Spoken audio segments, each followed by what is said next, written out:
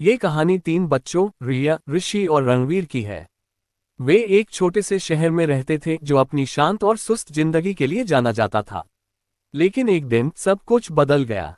सुबह होते ही बच्चों ने देखा कि शहर में अजीबोगरीब पौधे उगाए हैं।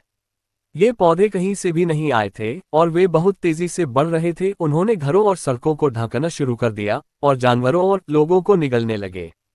शहर में दहशत का माहौल हो गया। लोग डर के मारे अपने घरों में बंद हो गए। लेकिन रिया, ऋषि और रणवीर डरे नहीं थे। वे जानना चाहते थे कि ये पौधे कहाँ से आए हैं और वे क्या चाहते हैं। बच्चों ने पौधों के बारे में जांच करने का फैसला किया। उन्होंने शहर के पुस्तकालय में जाकर किताबें पढ़ी और उन्होंने वैज्ञानिकों से बात की। वैज्ञानिकों ने उन्हें बताया कि ये पौधे एक विदेशी ग्रह से आए हैं। वे एक आक्रामक प्रजाति थे और वे धरती पर कब्जा करना चाहते थे। वैज्ञानिकों को ये भी पता चला कि ये पौधे बच्चों को नुकसान नहीं पहुंचा सकते थे।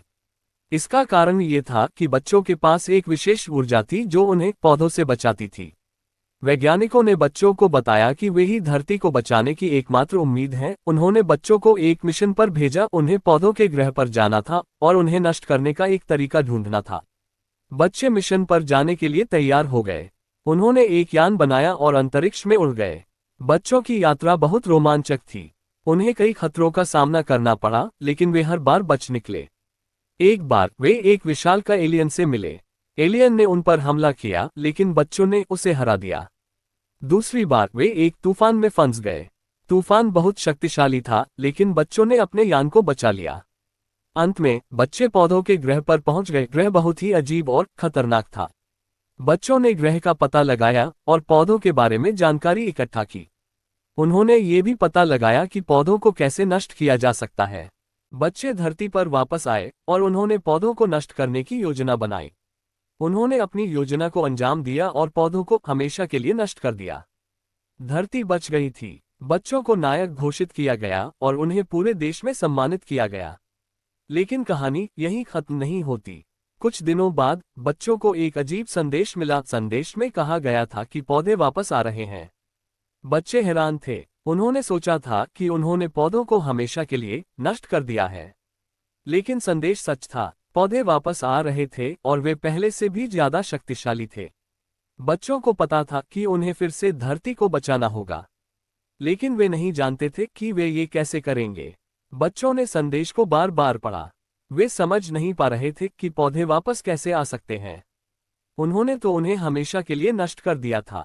लेकिन संदेश सच था। पौधे वापस आ रहे थे और वे पहले से भी ज्यादा शक्तिशाली थे।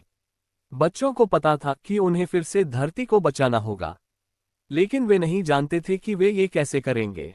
उन्होंने वैज्ञानिकों से मदद मांगी। वैज्ञानिकों ने भी कहा कि वे इस समस्या का समाधान नहीं जानते।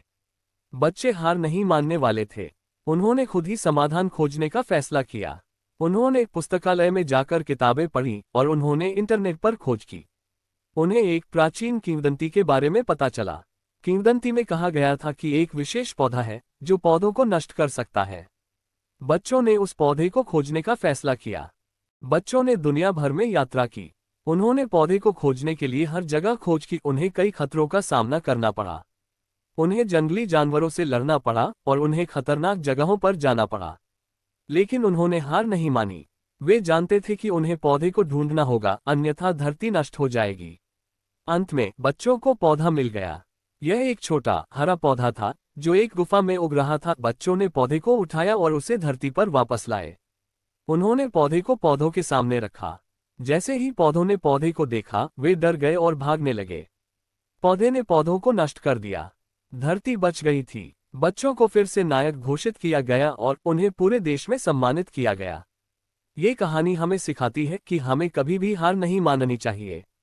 हमें अपनी पूरी कोशिश करनी चाहिए और हमें कभी भी अपने सपनों को नहीं छोड़ना चाहिए।